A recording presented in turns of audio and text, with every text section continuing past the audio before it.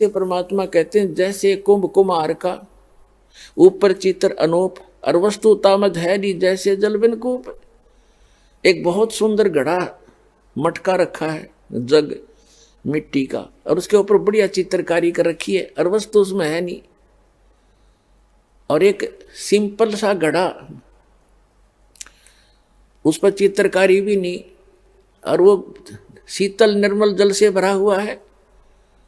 तो के फूका चित्रकारी वाले ना जिसमें बालू रेत ठोक रखा, तो वो जिसके ऊपर कोई चित्रकारी नहीं और सिंपल सा है, खराब सा दिखकर उसमें निर्मल वस्तु है, पिए गट गट जान बचाई, तो वो है हमारे लिए पूज्य। तो पुण्यात्माओं, इन सब तरह की बकवादों से हटकर, इनके जो भिन्न भिन्न प्रकार के वचनों से हमारी बुद्धि हटकर इस तत्व ज्ञान पर दृढ़ हो जाएगी, तब तो हम भक्त बनेंगे, तब तो हम साधक बनेंगे। नहीं तो ऐसे विचलित रहेंगे और विचलित व्यक्ति को भगवान मदद नहीं करता, उसको प्राप्त नहीं होता। तो क्या बताते हैं, ये हमारे धर्म गुरु जो थे ये हमारे सदग्रंथों से परिचित नहीं थे और परमात्मा आए थे 600 वर्ष पहले स्वयं, क्योंकि वो आते ही रहते हैं। उसका विधान है ऋग्वेद मंडल नंबर 9 सूक्त नंबर 86 मंत्र 26 और 27 में, ऋग्वेद मंडल नंबर 9 सूक्त 82 मंत्र 1 2 3 में, ऋग्वेद मंडल नंबर 9 सूक्त 54 मंत्र 3 में, ऋग्वेद मंडल नंबर 9 सूक्त 20 मंत्र 1 में, ऋग्वेद मंडल नंबर 9 सूक्त 94 मंत्र 1 में, ऋग्वेद मंडल नंबर 9 सूक्त 95 के मंत्र 2 में, ऋग्वेद मंडल नंबर 9 सूक्त 96 के मंत्र 16 से लेकर 20 में, और भी अनेक स्थानों पर ये प्रमाण है कि वो परमात्मा ऊपर के लोकों के सबसे ऊपर के लोक में रहता है। यानी प्रत्येक लोक में जो ऊपर के लोक हैं, जैसे सतलोक, अलखलोक, अगमलोक और अकैलोक, जिसे अनामी लोक भी कहते हैं, उन सब में परमात्मा भिन्न भिन्न रूपों में रहता है। प्रत्येक के सबसे अंतिम तीसरे पोर्शन में सबसे ऊपर के स्थान पर विराजमान है और वहां से वो मनुष्य दृश्य है, सिंहासन पर विराजमान है, सिंहासन पर बैठा है, राजा के समान वहां पर सबको कंट्रोल करता है। सिर पे मुकुट है, सफेद छत्र है और सफेद सिंहासन है उस परम पिता का, बहुत सुंदर। और वहां से चल कर आता है, किस लिए, किस उद्देश्य से आता है? तत्व ज्ञान देने के लिए आता है, अच्छी आत्माओं को मिलता है। परमात्मा सतलोक से अपने निज स्थान से गति करके आते हैं, चल कर आते, यानी सह शरीर उनका चल के आना, कोई पैदल चलना नहीं, आकाश में उड़ जाना, 1 सेकंड में ऊपर पहुंच जाना, दूसरी सेकंड में नीचे पाना, इतनी गति है उस परमपिता की। वो परमात्मा यहाँ अच्छी आत्माओं को मिलते हैं और उनको तत्व ज्ञान से परिचित कराते हैं और अपने ज्ञान को भगवान खुद ही बता सकते हैं। बाकी से कितनी समाधि ला लो, कितना मेडिटेशन कर लो, कितना ज्ञान इकट्ठा कर लो, भगवान जो ज्ञान बताते हैं वही ज्ञान होता है, बाकी अज्ञान होता है। तो वो परमात्मा यहाँ आते हैं, अच्छी आत्माओं को मिलते हैं, प्रत्येक युग में आते हैं। क्या बताते हैं कबीर साहब, ये परम पुरुष हैं कबीर परमेश्वर जी। कबीर जी जो दुल्हा धानक काशी में आए थे और 120 वर्ष तक रहे थे और लोगों ने उनको कवि की संज्ञा देकर उनकी फाइल को बंद कर रखा था। ये पूर्ण परमात्मा हैं, अनंत कोट ब्रह्मांड के रचनहार हैं, हम सबके जनक हैं, हम सबके संकट को निवारण करने वाले भी यही भगवान है। ये प्रत्येक युग में आते हैं और आप उसके बच्चे हो सभी, चींटी से लेकर हाथी और राजा से लेकर एक प्रजा, रंक से लेकर धनवान, रिचमैन, ये सब उस परमात्मा के ही बच्चे हैं और यहाँ सभी दुखी हैं। पुण्यात्माओं, यहाँ सुख नाम की चीज नहीं है, हमने झूठे सुख को सुख मान रखा है। एक दूसरे के दुख को देखकर अपने दुख को थोड़ा हल्का समझ कर न सोचा बस हम सुखी हैं। जैसे एक व्यक्ति के 3 पुत्र थे, उनमें से एक की मृत्यु होगी और उसको इतना दुख था, बुरी तरह रो रहा था, ना कुछ खा रहा था ना पी रहा था। तो शोक व्यक्त करने के लिए रिलेटिव, रिश्तेदार, कुल के लोग, गांव नगर के लोग इकट्ठे होते हैं। उनमें से एक ऐसा व्यक्ति था जिसका एक ही पुत्र था और वही मृत्यु को प्राप्त हो चुका था कई वर्ष पूर्व। तो वो व्यक्ति जब वहां आया, अन्य व्यक्तियों ने कहा कि भाई जिसका 3 पुत्रों में से एक की मृत्यु हुई थी, उसको संबोधित करते हुए, सांत्वना देते हुए कहने लगे कि देखो इसकी तरफ देखकर जी ले, इसकी तरफ देखकर जी ले, इसका एक ही पुत्र था और उसकी मृत्यु होगी, इसने भी तो सब्र कर लिया। तो उसको राहत मिली, रोना बंद हो गया और ये सोच लिया तो शुक्र है भगवान, अच्छा मेरे तो 2 तो बच गए, इसका तो एक था बेचारे का, ये भी गया। तो फिर उसने शांति हुई, थोड़ा बहुत आहार भी किया। तो हमने क्या, वो पुत्र वापस आ गया? हम एक दूसरे को घना दुखी देखकर अपने थोड़े दुख को सुख मान रहे हैं। एक व्यक्ति बता रहा था कि मेरी लड़की का जन्म हुआ तब गुदा नहीं थी और मेरे पर पाड़ टूट गया, हमारे परिवार पर दुख का। मेडिकल में लेकर गए तो वहाँ क्या देखा, जिस वार्ड में मेरी बेटी को लेकर गए उस वार्ड में ऐसे मरीज 4-5 और थे। फिर मेरा दिल को शांति हुई, थोड़ा सहारा मिला, खाक सहारा मिला। क्या वह गुदा लगी लड़की के जाते ही? नो देख लिया कि और भी से दुखी बतेरे हैं, नो शांति कर ली और सुख हो गया।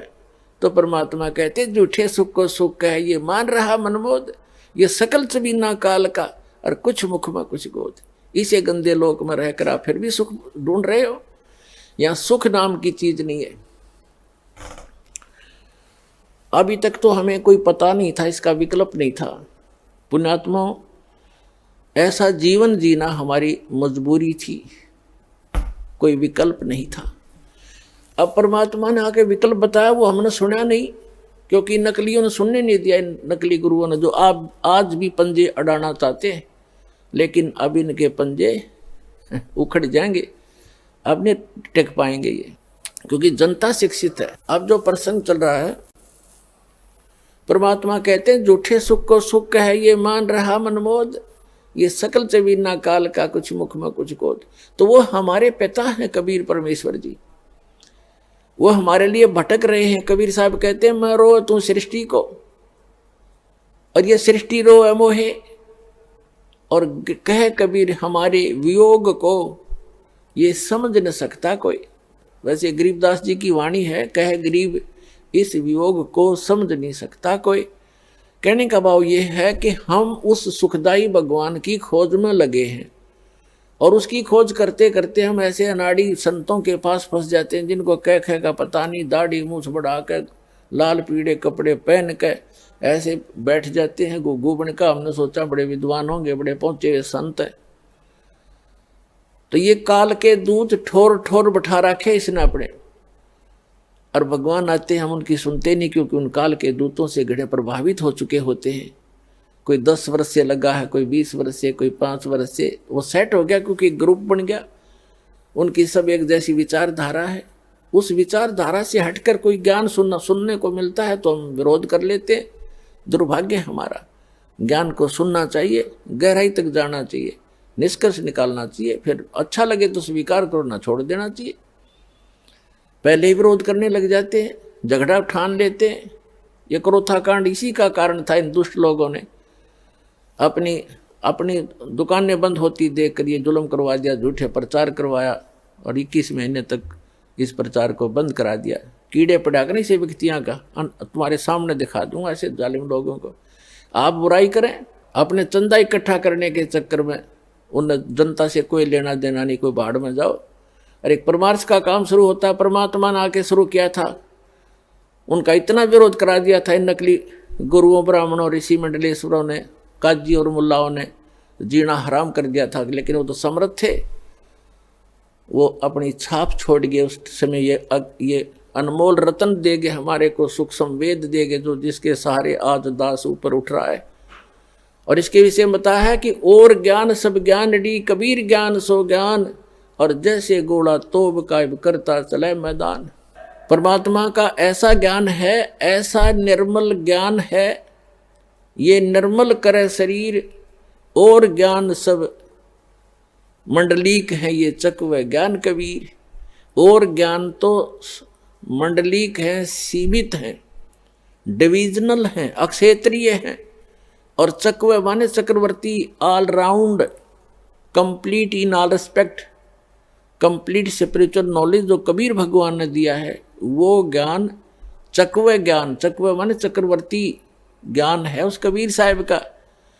ऐसा निर्मल ज्ञान है, निर्मल करे शरीर, और ज्ञान मंडलीक है, मंडलीक माने डिविजनल, अक्षेत्रीय, और ये चकवे ज्ञान कबीर, चक्रवर्ती ज्ञान है उस कबीर भगवान का, जो सभी सदग्रंथों में प्रमाण है।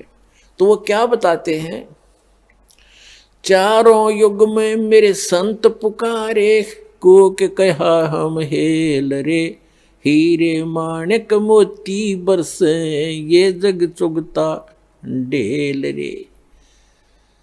क्या बताते हैं कि चारों युग में जिन महापुरुषों को मैं मिला हूं, कबीर भगवान बताते हैं,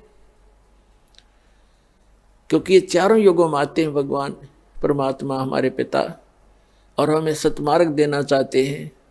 लेकिन ये काल के नकली दूत, ये झूठे गुरु परमात्मा के मार्ग में हमेशा बाधा बनते रहे। उसका कारण ये था कि हम शिक्षित नहीं थे।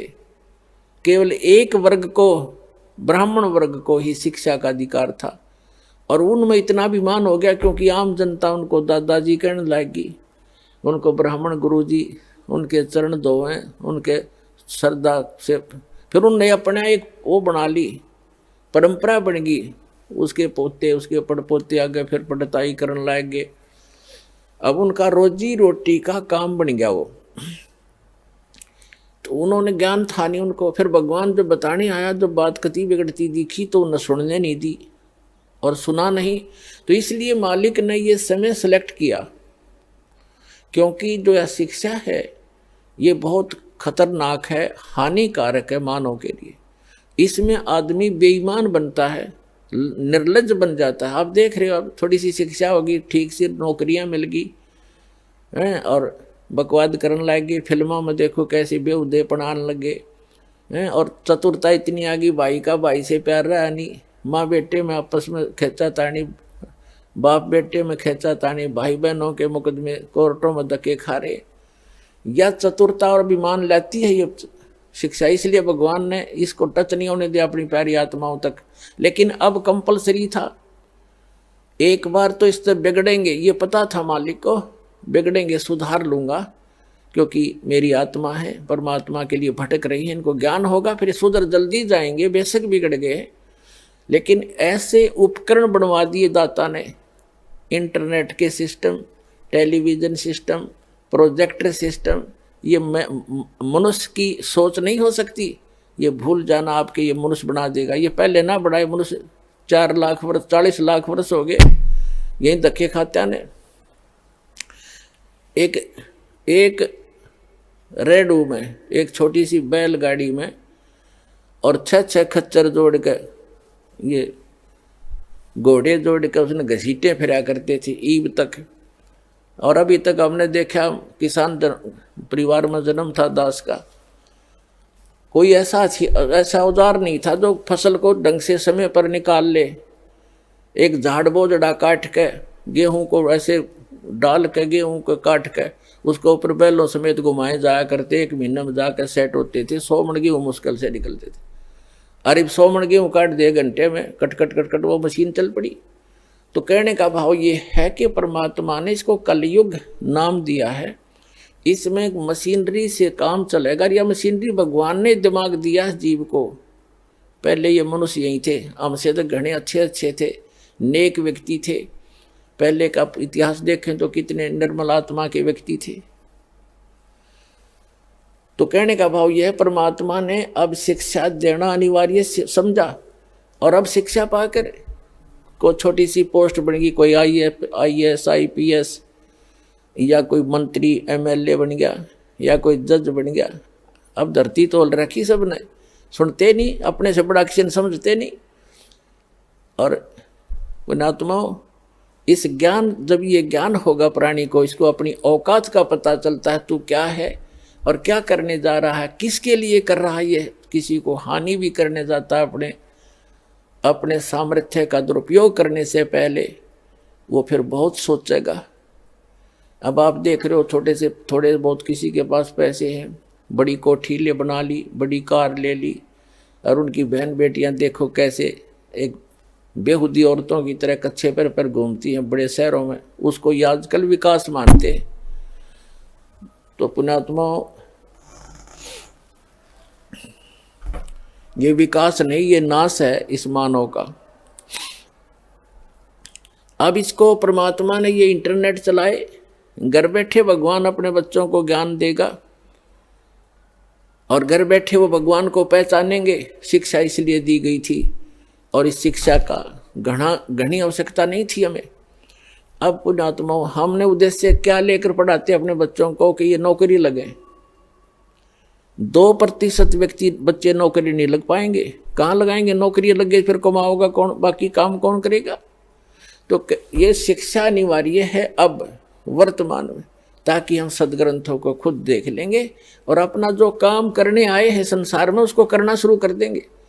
और 2 रोटी भगवान आपको गणेश बढ़िया देगा, औरों से अच्छी देगा। इस भक्ति में ऐसी शक्ति है, परमात्मा पता नहीं कहाँ से बरकत शुरू कर देगा आपके। एक व्यक्ति शराब पीवे, बीड़ी पीवे, रोगी रहे, बीमारी से ग्रस्त रहता था, और यूं कह रहा था जी 1-1 महीने के 5-5 हजार रुपये का खर्चा तो औषधियों का था पूरे परिवार का। और शराब पीता वो न्यारी, एक आधा सदस्य शराब भी पीता, और बीड़ी तो ये दादा लाई हो रही सबके घर में होकेर बीड़ी। अब परमात्मा ने दया करी, क्योंकि यहाँ आने वाले व्यक्ति को सबसे पहले ये बुराई छुड़वाई जाती है जो मनुष्य के योग्य नहीं है, ये तो राक्षसों का आहार था। उस बीड़ी, शराब, तम्बाकू, व्यसन जो करते थे वो पैसा बच गया, और फिर डॉक्टरों के जाया करते थे बुराई बीमारी के कारण। परमात्मा 1 मिनट में ठीक कर दे। भगवान किसे कहते हैं? जब 5 हजार की दवाई असर नहीं करती, 200 रुपये की दवाई काम कर देगी आपके। नियमित बनाता है भगवान। तो वो पैसे बच गए, हो गए धनी, 2 नंबर का काम बंद कर दिया, कर्म सुधरने शुरू हो गए, और घर में बरकत आपे होगी। और फिर परमात्मा कहते हैं, कल्पे कारण कौन है, कर सेवा निकाम, और मन इच्छा फल देऊंगा जब पड़े मेरे ते काम। जब जहाँ पर भगवान का रोल आवेगा तो कहते तुम भक्ति करते रहो, आप जैसे मेरा दास बतावे उस नियमों का पालन करते हुए आप भक्ति करते रहो। और फिर आप पर कोई आपत्ति आवेगी जो भगवान सतर्की होगी, फिर कहना देखना मन इच्छा फल दे दूंगा जो पड़े मेरे ते काम। अब भगवान ते काम हमें पड़ेगा जब देखना। आप सोचते रह जाओगे कि भगवान हम सुना करते, भगवान ऐसा सुख देता है, और आप पर गिनती नहीं होगी इतने सुख देगा ये परमात्मा आपको। ये पूर्ण परमात्मा है, ये आपके प्रारब्ध को बदल सकता है।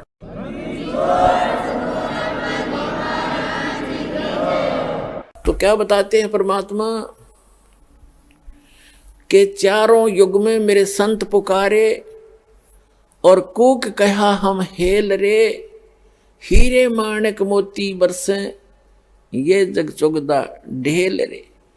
हम सत साधना और तत्व ज्ञान रूपी हीरे मोतियों की वर्षा कर रहे हैं कि बच्चों ये भक्ति करो, इससे आपको घना लाभ होगा। और हमारी बात को ना सुनकर इन नकली संतों, गुरुओं, आचार्यों, शंकराचार्यों की बातों पर आरूढ़ हो चुके हो तुम, ये कंकर पत्थर इकट्ठे कर रहे हो जिनकी कोई वैल्यू नहीं होगी भगवान के दरबार में।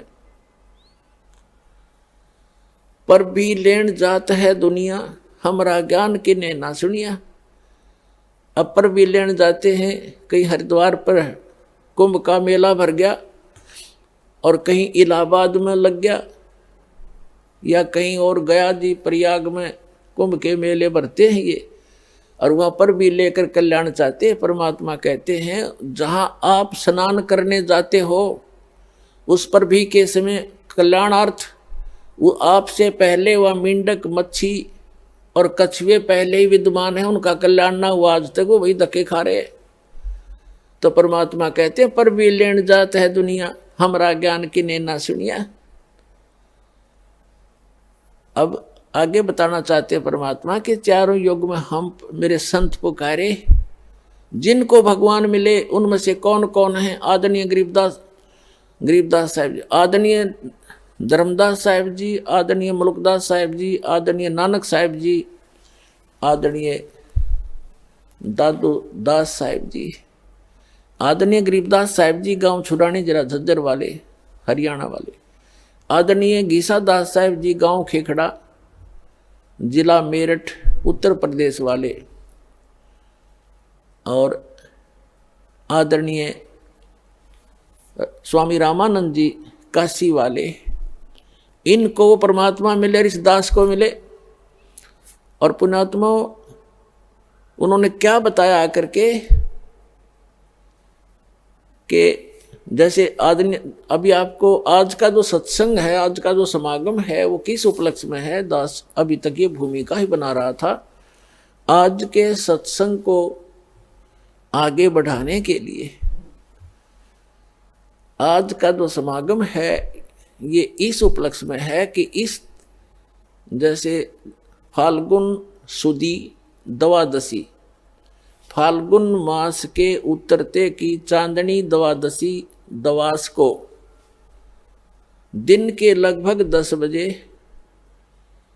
वो परमात्मा अपने विधान अनुसार अच्छी आत्माओं को मिलते ही हैं। उनका विधान है ये, उस परम पिता का वेदों में प्रमाण है ये।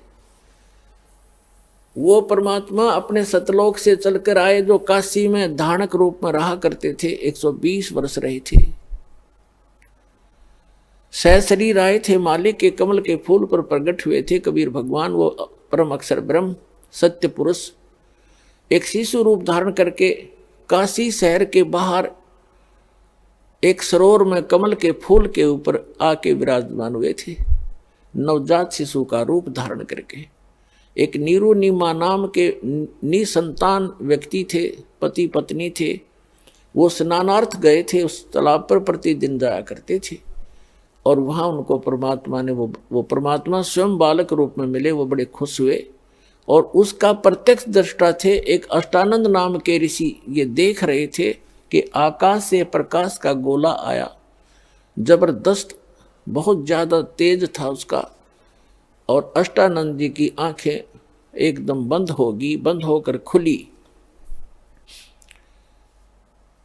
जब आंखें बंद हुई तो उसने क्या देखा कि कोई बालक है। जैसे सूर्य की तरफ आप कभी नज़र दृष्टि करते हो तो आपकी आंखें उस तेज को सहन नहीं कर सकती, आप एकदम बंद कर लेते हो या साइड में करते हो।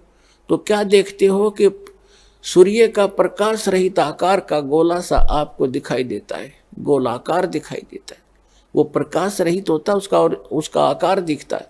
ऐसे ही ज्यों ही उसने उस प्रकाश का गोला जो बहुत दूर देखा था ऊपर से आता हुआ बड़ी स्पीड से जैसे तारा सा टूटता है, अष्टानंद ऋषि की आंखें बंद हो गई। आंखें बंद होते ही उसने क्या देखा कि एक शिशु रूप दिखाई दिया, प्रकाश रहित आकार शिशु का। दोबारा आंखें खोली तो क्या देखा कि उस जिस सरोवर के ऊपर वो बैठा साधना करने की चेष्टा कर रहा था स्नान करके, उसी के एक कोने में जाकर वो प्रकाश सिमट गया।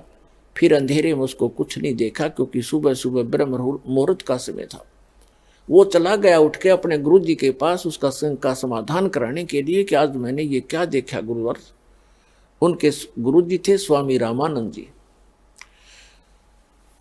तो नीरुनिमा नाम के वो निसंतान दंपति थे, वो उठाकर ले गए। उनके घर परवरिश होने से 25 दिन तक परमात्मा ने कोई आहार नहीं किया, ना जलपान किया। वो चिंतित हो गए दोनों पति पत्नी। फिर परमात्मा ने कुंवारी गाय का दूध पीना प्रारंभ किया। परमात्मा की दया से ही उस कुंवारी बछिया ने दूध देना शुरू किया, गाय की बछिया। ये अलग से विषय है जो आज सत्संग दास शुरू करने जा रहा है, उसके वापस हट कर आते हैं। वही परमात्मा 120 वर्ष वहां रहे और 5 वर्ष की आयु में बड़े बड़े विद्वान, प्रकांड विद्वानों के छक्के छुड़ा दिए परमात्मा ने इस तत्व ज्ञान के अंदर। एक ही प्रश्न किया करते थे उन विद्वानों से, कौन ब्रह्मा का पिता है, कौन विष्णु की माँ और शंकर का दादा कौन है, पंडित जी दे बता।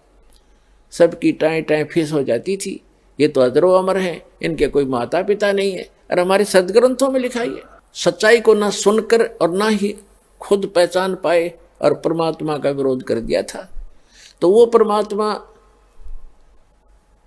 फाल्गुन सुदी द्वादशी दिन में 10 बजे लगभग सन 1727 में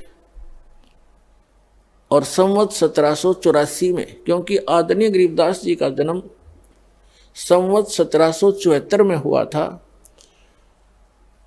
वैशाख के अंदर, और सन 1717 में। और परमात्मा आकर मिले जब वो 10 वर्ष के थे, सन 1727 में। 10 वर्ष के गरीबदास साहिब जी कौन थे, थोड़ी सी जानकारी देते हैं। गरीबदास साहिब जी का मूल गांव है करौथा, जहां पर अपना एक छोटा सा आश्रम था जो इन दुष्ट लोगों ने सुहाया नहीं, जिनकी रोजी रोटी बंद हुई थी झूठों की, और वहां झूठा प्रचार करके जनता को भ्रमित किया, मुख्यमंत्री को भ्रमित किया, क्योंकि वो भी आर्य समाजी है, और दास के ऊपर झूठे आरोप लगा के और झूठे केस में जेल में डाल दिया और उसको आश्रम को ग्रहण कर लिया। फिर भी परमात्मा कहते हैं कि साच को आंच नहीं होती। पुणात्माओं, आई कोर्ट ने हमारे हक में फैसला कर दिया सन 2009 में।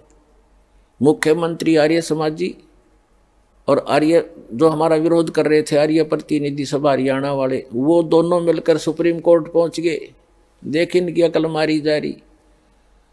कोई बात हो, अरे हम तो सत्य और असत्य की लड़ाई लड़ रहे हैं, ज्ञान और अज्ञान का झगड़ा, ज्ञान का जवाब ज्ञान से देना चाहिए।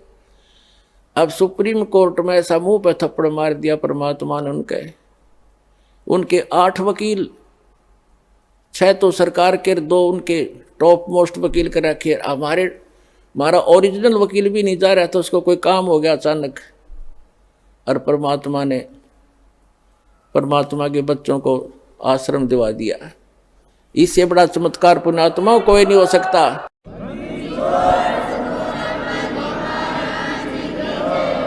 अब भगवान से बाहर कौन जाएगा? ये जज क्या है? ये भी परमात्मा के रिमोट से चलते हैं, उसी के बच्चे हैं, उनकी बुद्धि उनके हाथ में है। 1 सेकंड में सच्चाई को ऊपर ला दिया। अरे पुण्यात्मा, हमने उस आश्रम की आवश्यकता भी ना रह रही थी, क्योंकि वहाँ पर तुम्हारी गाड़ियाँ भी ना खड़ी हो सारी। जब आज हमारी व्हीकल चले जाओ, व्हीकल भी ना हो उसमें, वो तो ऑड्डेक रह गया। लेकिन इनकी जात का बेड़ा पट गया कि इसे मुख्यमंत्री होया करें। राजा को चाहिए दोनों तरफ की बात सुनकर जब डिसीजन लेना चाहिए। एक तरफ जुआ जुड़ जा, तो ये कलयुगी राजाएं हैं। पुराने राजाओं का आप हिसाब लाओ। रामचंद्र जी राजा थे अयोध्या के, वो किसी मंत्री या किसी अपने साथी की बात में विश्वास नहीं करते थे, भगवान से डरने वाले थे। यदि कोई ऐसी जटिल समस्या होती, वे स्वयं वेश बदल कर जाया करते थे और निष्कर्ष निकाल कर निर्णय लिया करते थे। राजकाल के राजा, उनकी पार्टी के 2 बात कह दे, फलाना ऐसा है, दकड़ा ऐसा है, कर दो उसका नाश। लेकिन हमारे साथ भगवान है, हमारा विरोध करने वालों का नाश हो जाएगा। भगवान के बच्चों का नाश आज तक हुआ नहीं, हर ना होगा।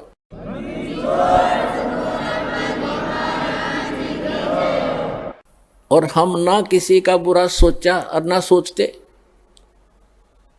तो पुण्यात्माओं, ये गंदा लोक है, और अब और गंदे विचार हो गए हमारे।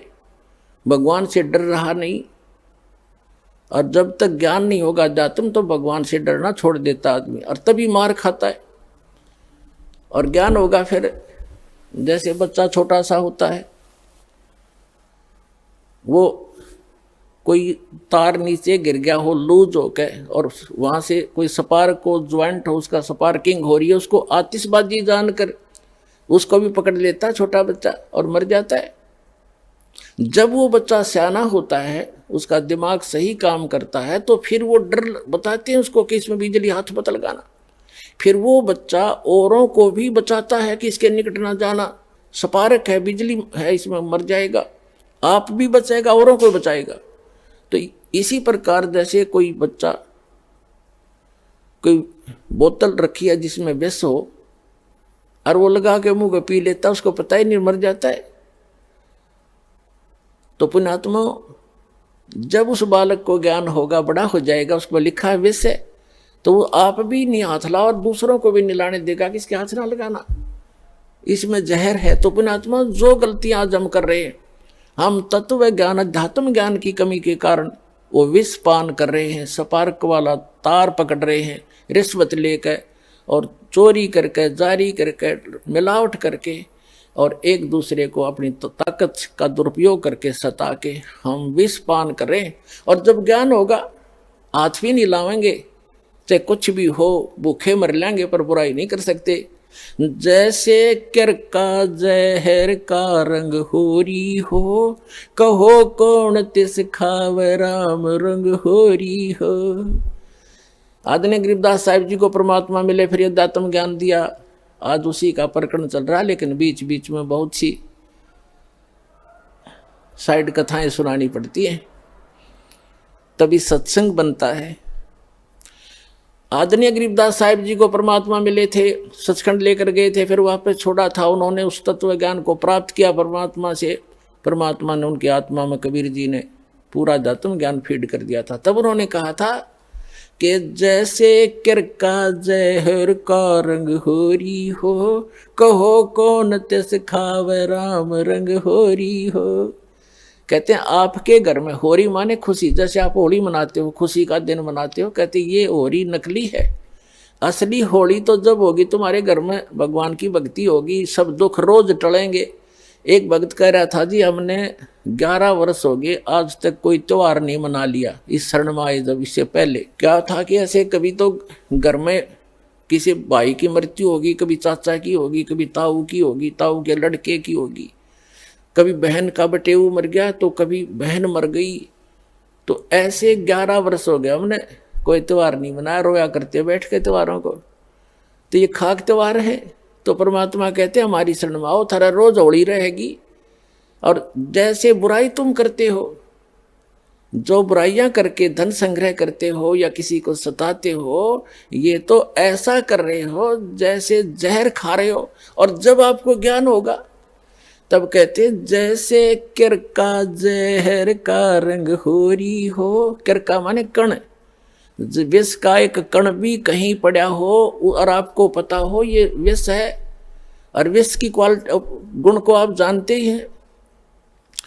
कहते हैं उस कण को भी, अब तो आप मुट्ठी भर खा रहे हो, एक कण को भी आदमी नहीं खा सकता, इन्हें पता लग जाए ये विष है, तो अभी पता ही नहीं आपको ये विष है। तो ये जानकारी कराने के लिए सत्संग किया जाता है कि जो गलतियां आप कर रहे हो धनी बनने के लिए या लोक दिखावा करके, लोक लाज में फंस के, ये ना करो। और आपने यहाँ भी सुख मिलेगा, इस कबीर भगवान की शरण में आ जाओ। ये आपका पिता है, ये समर्थ है, आपके घर में सारे सुख देगा। तो इसलिए कहा है जैसे किर का जहर का रंग होरी हो, कहो कौन तिस खावे राम रंग होरी हो। तो फिर ये गलतियां कोई नहीं करेगा, जहर नहीं खाएगा। ये बुराई करना, चोरी करना, रिश्वतखोरी करना, मिलावट करना, किसी को सताना, आप दुख पालेगा। भक्त दूसरे को दुखी नहीं कर सकता, यह आत्माएं नहीं स्वीकारेगी आपकी इस ज्ञान के आधार से। तो क्रोथा का प्रसंग चला था, इसलिए आपको बताना पड़ा कि हमारा एक छोटा सा आश्रम था, इन दुष्टों को सुहाया नहीं, क्योंकि इनके ज्ञान की खाल उतार दी दास ने, अज्ञान की। इनसे भी आचार्यों की, शंकराचार्यों की, जितने भी मंडलेश्वर थे, ये डुप्लीकेट आदमी है, इनके पास तत्व ज्ञान नहीं है। और ये महर्षि दयानंद, ए भगवान, इतना नकली आदमी, इसका कोई ज्ञान प्रमाणित नहीं, इसकी कोई रहनी करनी स्वस्थ नहीं, और इसको महर्षि मान करके आज तक हम आदर की दृष्टि से देखा करते थे। देखो आदमी तो मानो आदरणीय होता, लेकिन उसकी जो सीख थी वो आधार था कि वेदों अनुसार ज्ञान बता रहा हूं मैं, और सत्यार प्रकाश लिख दिया, वेद अनुसार लिखा मैंने। जब दास ने वेदों को देखा, इसलिए महर्षि दयानंद के ज्ञान को वेदों से मिलाया कि यदि इसका ज्ञान वेदों से मिलता हो, और कबीर भगवान का ज्ञान तो सर्व वेदों का निष्कर्ष है, तो कबीर साहब के ज्ञान से तो उसको मिलना कहाँ था, वो तो वेदों से ही मेल नहीं खाया। तो दास ने इतना कहा था, भाई इसको छोड़ दो, उनके हित में कहा था, कोई उनसे हमने कोई उनका कोई संपत्ति प्राप्त नहीं करनी थी, सिर्फ रास्ता दिखाना था कि अभी तक आप गलती पर हो और ये गलत मार्ग है। महर्षि दयानंद को वेद ज्ञान नहीं था, आप वेद को सच्चा मानते हो, वेद में ही देख लो। अब आम जनता जो आर्य समाजी है वो कौन है? हमारे भाई हैं, बहन हैं, मामा और बुआ के भाई बहन बेटियां हैं। लेकिन ये दुष्ट लोग हैं जो आचार्य, ये अपने स्वार्थवश उन्होंने ये सोचा कि यदि हमारे समाज के व्यक्तियों को इस सच्चाई का पता लग गया, सारे रामपाल के पास चले जाएंगे, इनका कल्याण हो जाएगा और तुम्हारी दुकान बंद हो जाएगी। ये उद्देश्य लेकर उन्होंने जुल्म ढा दिया। तो ये लोग कभी तैसी नहीं हो सकते, आज तक नहीं हुए, ये लोग स्वार्थी। और दास ने परमार्थ में शीश दे रखा है, जेल चाहे जान जाओ, जेल की तो बात क्या है, पर इसको ऊपर लाकर छोड़ूंगा, मालिक का साथ दास के है, सच्चाई को ऊपर लाऊंगा, पूरा विश्व का कल्याण होगा।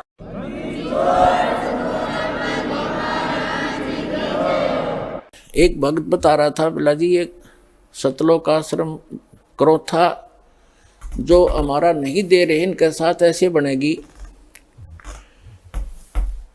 एक व्यक्ति था, उसने कोई गलती कर दी तो पंचायत हुई, उसने फैसला कर दिया भाई 100 रुपये जुर्माना कर दे, और चाहे 100 प्याज खा ले, इनमें से एक सिलेक्ट कर ले। वो बोला मैं प्याज खा लूंगा 100, वो ना खाएगे 20-30 खा गए। फिर तीसरा ऑप्शन रखा था, चाहे जूते खा ले 100, इन तीनों में से कोई एक सिलेक्ट कर ले। नो बोला मैं जूते खा लूंगा, प्याज नहीं खाए। 2-4 अच्छे लगते हैं जूते भी, नाट के जूते नहीं खाओ, 100 रुपये दे दूंगा। तो उन्हें प्याज भी खाए जूते भी खाया, तो आखिर में जुर्माना भी देना पड़ा, दिया, पांडा छूटा। तो इन गेला न्यो बनेगी। हाई कोर्ट न राय, सुप्रीम कोर्ट न राय रही, फिर बकवाद कर रहे हैं। 1.5 महीना हो गया, सुप्रीम कोर्ट के आदेश को आज तक देना नहीं चाह रहे हमारे को। शर्मा मार ली उस आश्रम ने, मारा डूंडा ठहरा क्या परमात्मा ने। तो पुण्यात्माओं, ये नीचता की हद कर रखी है इन लोगों ने। प्रशासन भी यहाँ तक खड़ा उनके साथ ही जुटा हुआ है। कोई बात नहीं, समय आने दो, दुनिया उनको बैड अकाउंट में लेगी।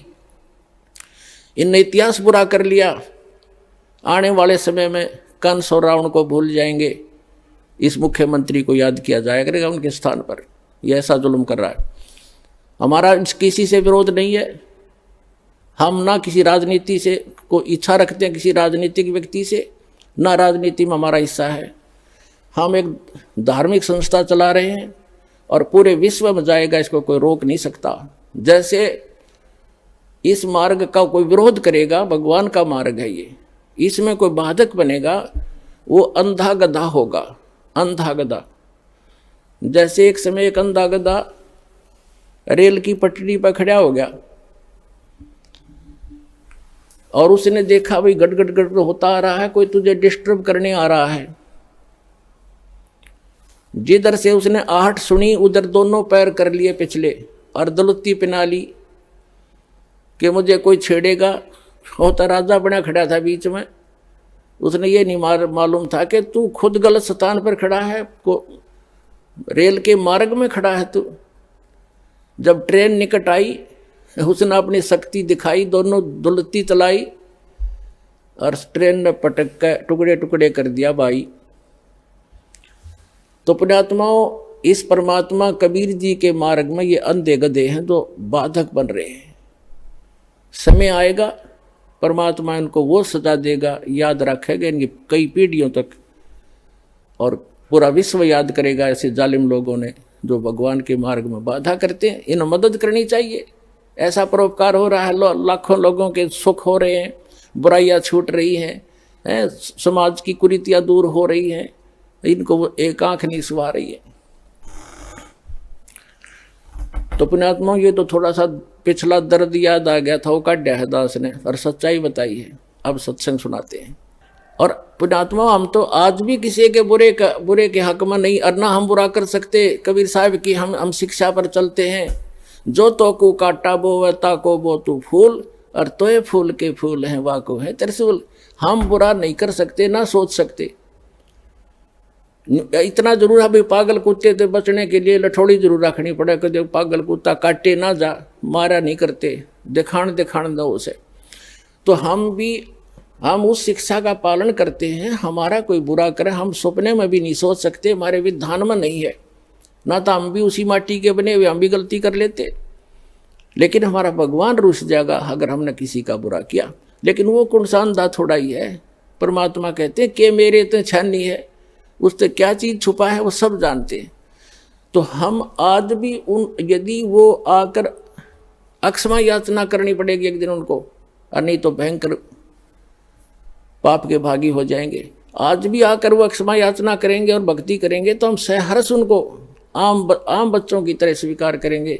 लेकिन शायद उनके अंदर इतनी बुद्धि नहीं है, अहंकार में खत्म हो चुके हैं वो सभी हमारे भाई हैं। पूरी पृथ्वी के प्राणी हम एक परमात्मा के बच्चे हैं, हमें तो पता लग चुका है। ठीक है, घर का बालक या कोई पालतू कुत्ता भी पागल हो जाए, उससे बचना पड़ता है, फिर वो अलग बात है। लेकिन पूरे संसार के जितने भी प्राणी हैं, हम एक पिता की संतान हैं और सबके उद्धार के लिए प्रयत्न है। अब जो मानव शरीरधारी प्राणी हैं वो नाम लेंगे, दीक्षा ग्रहण करेंगे, बुराई त्याग देंगे, उनका तो मोक्ष होगा ही होगा। साथ में इस भक्ति, सत भक्ति, परमात्मा के दिए हुए इस अमृत वाणी के प्रचार से, और जो भक्त जाप करते हैं, सिमरण करते हैं, सुबह शाम दोपहर कि भगवान की वाणी उच्चारण करते हैं और हवन यज्ञ करते हैं, धर्म पुण्य करते हैं, इनसे पूरे वातावरण में परिवर्तन आ रहा है। पूरे वातावरण में पशु पक्षियों पर भी असर होगा। जैसे एक बच्चा जा रहा सिमरण करता हुआ भगवान का, बहन बेटी भाई बस में बैठा है, तो उसका असर आसपास के भी होगा। जैसे कोई बीड़ी पीकर छोड़ता है, वो तो सारा कुछ वो इसी में गड़बड़ हो रही है और आसपास को भी नुकसान करता है, वो साथ बैठे वालों को। इसी प्रकार जैसे कोई हलवा बनाता है, हलवा बनाने वाला तो खा रहा है, लेकिन आसपास के घरों में भी अच्छी महक जा रही है, उनको भी आनंद आ रहा है। तो इसी प्रकार जो सत भक्ति कर रहे हैं वो हलवा खा रहे हैं और उनके आसपास के मकानों में भी उसकी सुगंध अच्छी जा रही है। हर एक मीट पकावा है, आप भी मरे, दूसरों को भी बुरी बदबू जा उसकी। तो इस प्रकार जो सत भक्ति आप जी कर रहे हो, ये पूरे विश्व को लाभ होगा।